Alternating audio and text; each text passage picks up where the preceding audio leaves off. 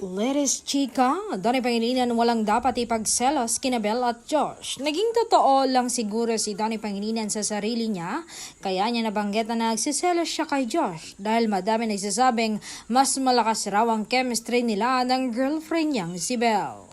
Nabasa namin ang sinabi sa panayam sa kanya, paunti-unti oo may selos pero wala naman yung iyon kung may tiwala ka naman sa tao, hindi ba? Tsaka tiwala ko kay Belle, trabaho lang naman yon. Ako din naman merong pinapares sa akin na iba, so okay lang, sambit ni Donnie.